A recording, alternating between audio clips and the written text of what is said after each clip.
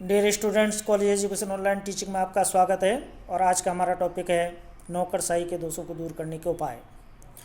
चूँकि नौकरशाही कार्यकुशलता, विशिष्ट ज्ञान, निष्पक्षता, नियमों और कानूनों के पालन इत्यादि अनेक गुणों के कारण वर्तमान समय में प्रशासन का एक अनिवार्य पार्ट बन गई है, एक अनिवार्य अंग बन गई है। कहने का तात्पर्य है कि नौकरशाही में कार्यकुशलता पाई जाती है, उसका विशिष्ट ज्ञान है, उसकी निष्पक्षता और अपने दायित्वों के संदर्भ में नियमों कानूनों की पालना, ये सभी गुणों के कारण नौकरशाही वर्तमान समय में प्रशासन का एक अनिवार्य अंग है, एक अनिवार्य पार्ट है। मैक्स वेबर है, मार्शल डेमॉक है, रॉबिन्सन है, ये सभी नौकरशाही को अनिवार्य मानते हैं और इसकी बुराइयों को संशोधित करके, इनकी बुराइयों को दूर करके, इनकी बुराइयों में कमी करके इसे अधिक उपयोगी, उत्कृष्ट बनाने का समर्थन करते हैं।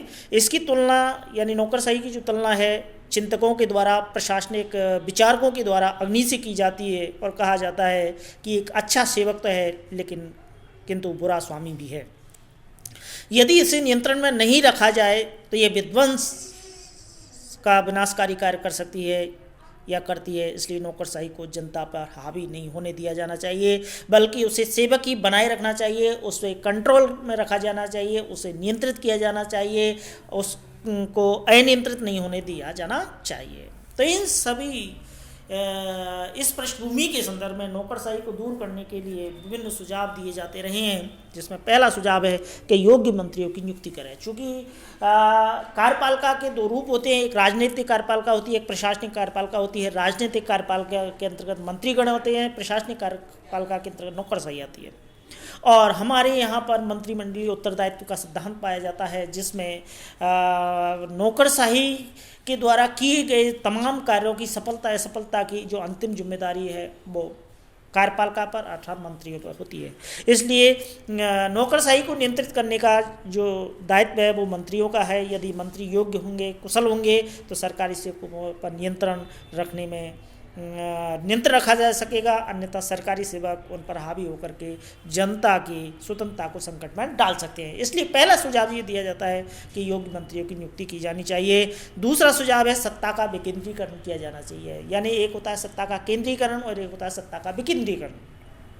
सत्ता का केंद्रीकरण का तात्पर्य है कि जब सत्ता किसी एक व्यक्ति विशेष में नहीं है, तो जब सत्ता का केंद्रीकरण कुछ व्यक्तियों के हाथ में हो जाए तो वो सत्ता का केंद्रीकरण है। लेकिन जब सत्ता के विभिन्न स्तर हो तो उसे हम सत्ता का विकेंद्रीकरण कहते हैं। अब नौकरशाही को नियंत्रित करने के लिए सत्ता का विकेंद्रीकरण करना आवश्यक है, क्योंकि जब सत्ता नौकरशाही के हाथों में केंद्रित हो जाएगी, सत्ता का केंद्रीकरण हो जाएगा तो नौकरशाही अनियंत्रित हो सकती है, नौकरशाही में बुराइयां पनप सकती हैं। इसलिए नौकरशाही को नियंत्रित करने का जो दूसरा उपाय सुझाया जाता है वह है सत्ता का विकेंद्रीकरण।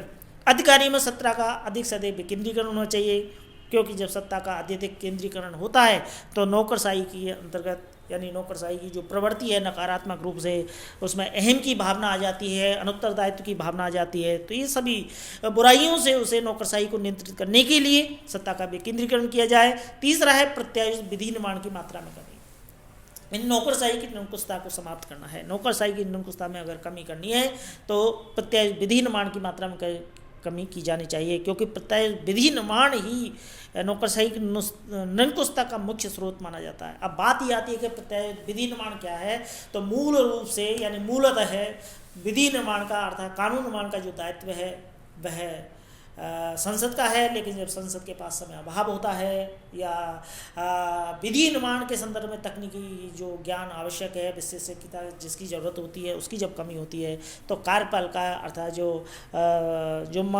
संसद है वो संसद अपने इस दायित्व को कार्यपालिका के लिए अर्थात नौकरशाही के लिए हस्तांतरित कर देती है और इसे ही हम प्रत्यायुष विधि निर्माण के नाम से जानते हैं। इसलिए नौकरशाही को नियंत्रित करना है तो प्रत्यायुष विधि निर्माण की मात्रा में कमी की जानी चाहिए, क्योंकि प्रत्यायुष विधि ही एक ऐसा स्रोत है कि नौकरशाही को शक्तिशाली बना रहा है। चौथा है कि न्यायाधिकरण की स्थापना की जानी चाहिए। यानी नौकरशाही को नियंत्रित करने के लिए ऐसे न्यायाधिकरणों की स्थापना की जानी चाहिए जहाँ नागरिक सिविल कर्मचारियों के विरुद्ध अपनी शिकायतें रख सके। प्रशासन से भ्रष्टाचार को समाप्त करने के लिए, नौकरशाही को दोष मुक्त करने के लिए ऐसे न्यायाधिकरण स्थापित किए जाने चाहिए।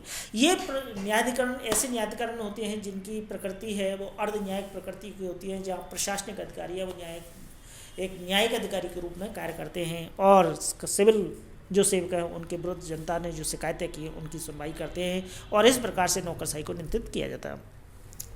अगला है ई गवर्नेंस। नौकरशाही को नियंत्रित करने के लिए जो गोपनीयता है जो उसको समाप्त करने के लिए ई गवर्नेंस का सहारा लिया जाना चाहिए। ई गवर्नेंस का मतलब है कि सूचना प्रौद्योगिकी का प्रशासन में अधिक सदैव उपयोग हो तो ई नौकरशाही है उसकी जो निरंकुशता है उसको नियंत्रित किया जा सकता है। रॉबिन्सन एक विचारक हैं, उन्होंने कहा है कि इस नौकरशाही की निरंकुशता को दूर करने के लिए सरकारी कर्मचारियों में जनता के प्रति उत्तरदायित्व की भावना को विकसित किया जाना चाहिए और उन्हें अपने आप को विशिष्ट अधिकार संपन्न विशिष्ट समझने की प्रवृत्ति को उनको रोकना चाहिए। दूसरा है कि सिविल सर्विस में विभिन्न सामाजिक आर्थिक वर्गों का पर्याप्त प्रतिनिधित्व किया जाना चाहिए और प्रशासन में सामान्य नागरिकों और गैर सरकारी व्यक्तियों को सक्रिय रूप से भागीदार बनाना चाहिए। तो इस प्रकार से हम नौकरशाही के दोषों को दूर कर सकते हैं। Thank you.